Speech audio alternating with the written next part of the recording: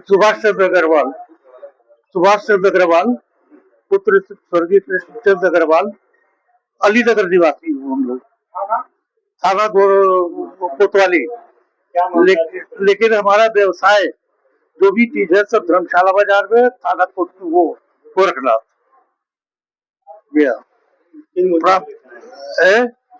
मामला ये देखिए, 3 मुद्दा है। अब मुद्दे को बहुत बड़ा बनाया गया। ये सपा के नेता राहुल गुप्ता, आपके जो है ये मनीष गुप्ता, ये सब लोग मिल करके अपनी रोटी सेक रहे हैं और हम लोग को भूमाफिया बता रहे हैं शुरू से। तो भूमाफिया हम कहाँ से उदय?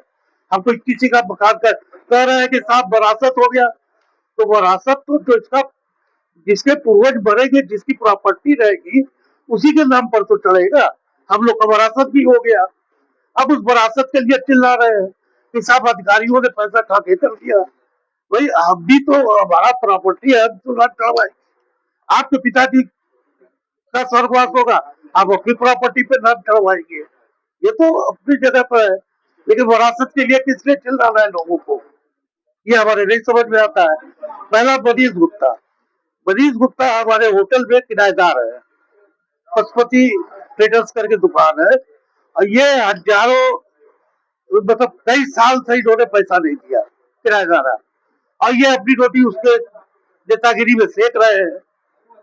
राहुल गुप्ता है, सपा के नेता है, ये वो नगर निगम में एक्वायर्ड 1,000-1,500 स्क्वायर फीट जमीन लेकर के कब्जा करके बलवा करके 50,000 रुपए महीना कमा रहा है।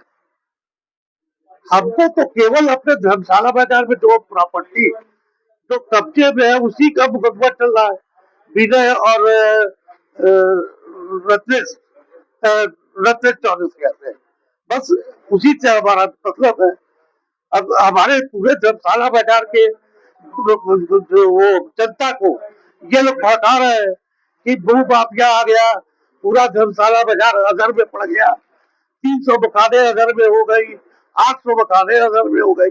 हम किसका मकान कब्जा कर लिए? अभी तक तो मैंने किसी का नहीं किया। अधिकारियों से मिला हूँ, अधिकारी बोले कि आप चिंता न करिए, इस विषय पे आप लोग का डिस्कशन चल रहा है। सालों से मामला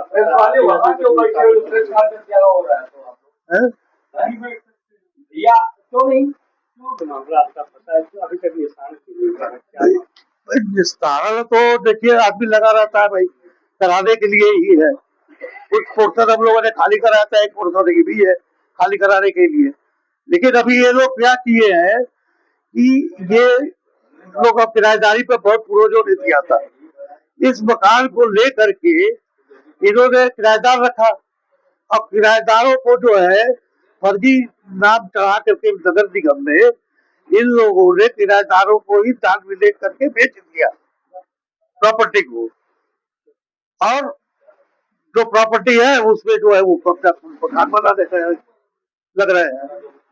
तो हमारा झगड़ा तो केवल इनसे है, हाँ, पूरा धर्मशाला बाजार से नहीं है कि लोग कह रहे हैं कि साहब ये भू माफिया आ गया, बहुत बड़ा गैंग हमारा जो है पूरा कब्जा कर लेगा, धर्मशाला बाजार के नागरिकों का जीवन अधर में पड़ गया।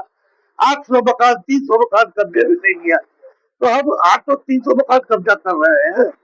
हम तो अपनी एक प्रॉपर्टी से मुकदमा, हमारी आपसे मुकदमा चल रहा है, तो हम आपसे लड़ेंगे कि पूरे जनता से लड़ेंगे?